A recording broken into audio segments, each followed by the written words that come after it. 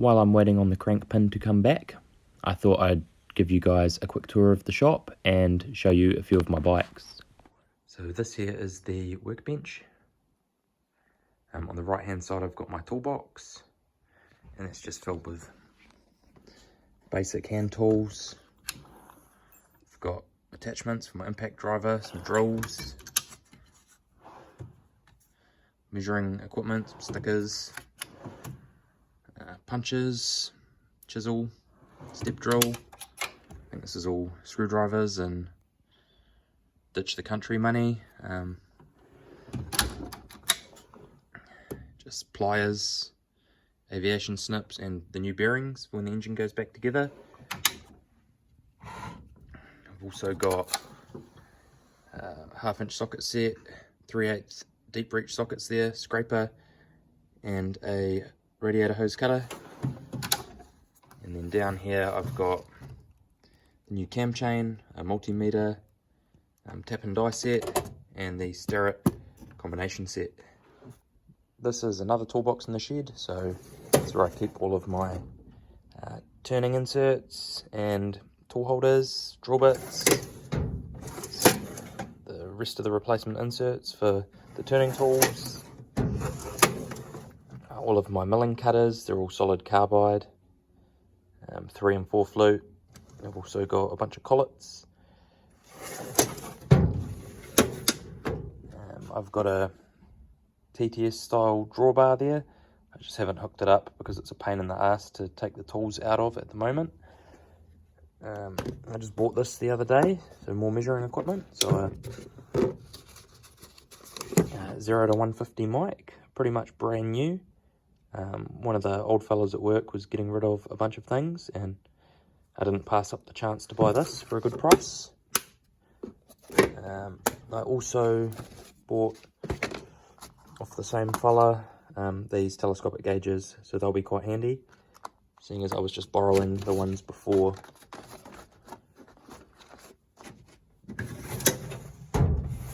And compression tester and a dial indicator in the box there. This is my Peerless lathe. It's from Taiwan. I picked it up locally. It was a couple hours drive. The person I bought it off had already retrofitted the digital readout. Unfortunately, I can't get the digital readout to read diameter. It just reads the radius. So when you're taking cuts, you have to know it's going to take off double whatever it says up on the readout. The fastest it can do is about 1000 RPM. It came with a faceplate, a 3-jaw chuck and a 4-jaw chuck.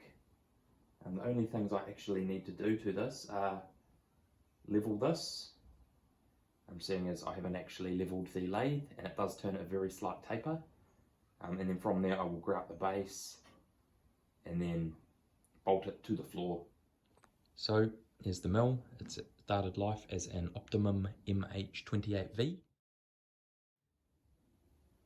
I converted it to CNC using all Taiwanese ball screws, closed loop stepper motors, and replaced the spindle motor for a servo so I could double the RPM. It's got an emergency stop here.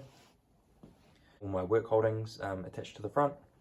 I hooked up this one-shot oiler and then drilled and tapped all these little holes and machined tiny little grooves in all of the ways. So just one lever pump oils everything up. There's the 1.5 kilowatt servo that replaced the original DC motor.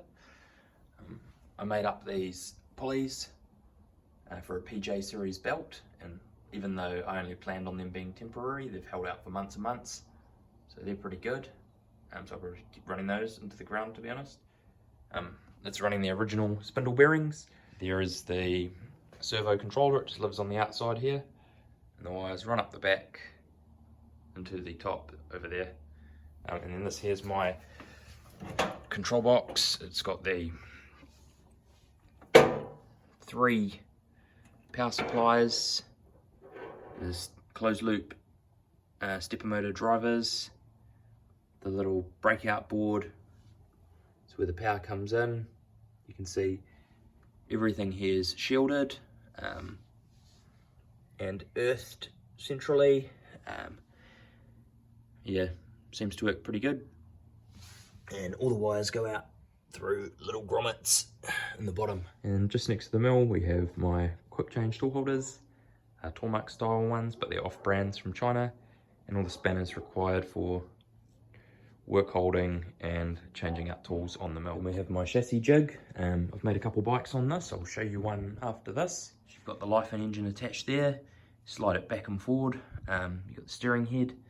Those are cones made out of nylon. And I've got a steering head already prepped for a bike I'm about to build. And this is adjustable. And you can adjust the angle here, pretty simple. This is 3 separate pieces. It's the easiest way I've found to do it. And you just weld them up. And then you have my most recent purchase, the drill press. It was about 2 minutes from home and it was a good price. I just made the guy an offer and he said to come and pick it up. But it has a 32mm capacity, MT4 taper, 1.1 kilowatts. It's got this keyless 16mm chuck. And as you can see, it's decent size, so I've been able to drill all the holes on here for the motor, and I didn't want something that I would need to upgrade later, so I just went big. And then next to that, I have my press.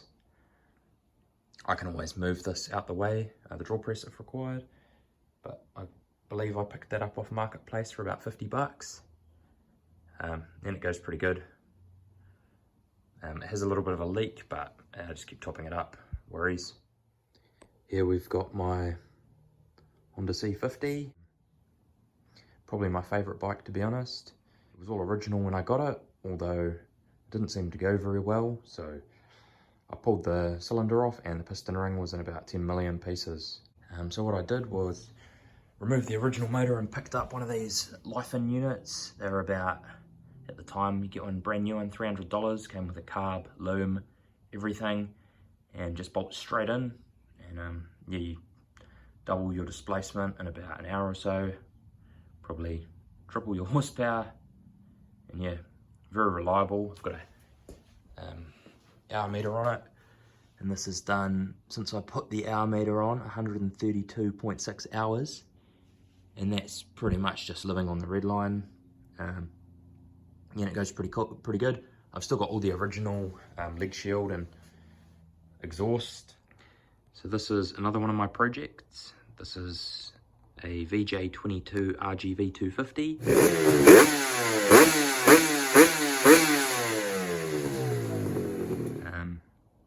I did have an RGV motor in there at one stage, but I sold that and purchased a Yamaha Banshee engine.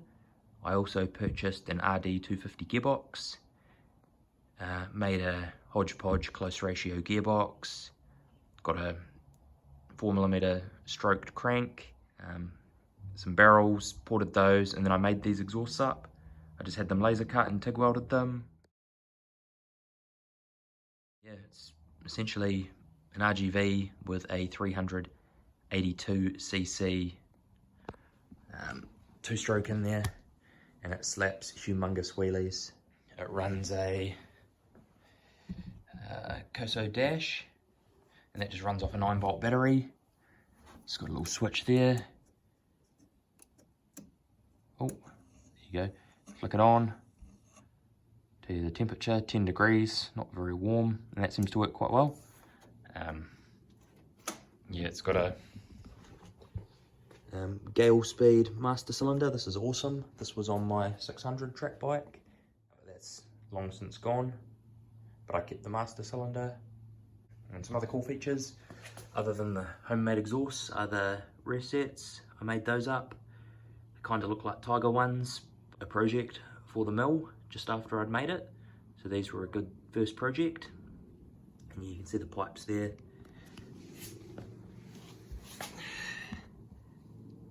Coming down from the cylinders and snaking their way back and out through the Tiger end cans.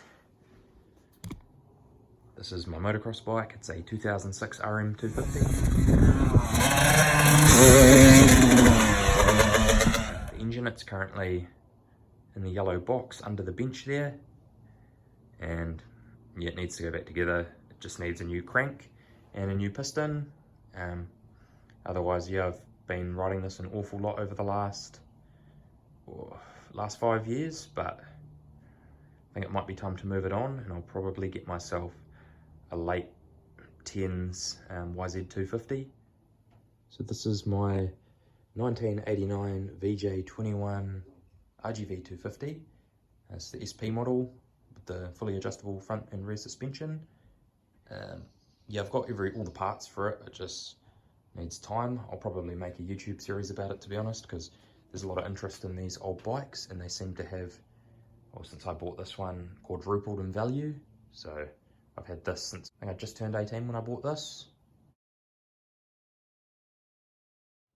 So that was about 10 years ago. Yeah, and I'll get around to it, but pretty low on the priority list. And then back here we have the homemade chassis, using CT110 forks and wheels with the front drum brake. Little 70cc Lathe engine and CT110 swing arm, and I think there's some GT50 shocks and CT110 wheel. I think the tank's also Suzuki GT50. And there's actually a race class for this at my local track, so I get this out and try race it every couple months. It goes pretty good, it's pretty fun. It's probably the cheapest fun you can have. The plan with the V-twin is to drop it in here, as that'll be a pretty sweet bike. All the geometry on that is a copy of the Honda RS125. So the next video will be back on topic about the V-twin. I'll also endeavour to make the videos slightly more in depth for those of you who are interested.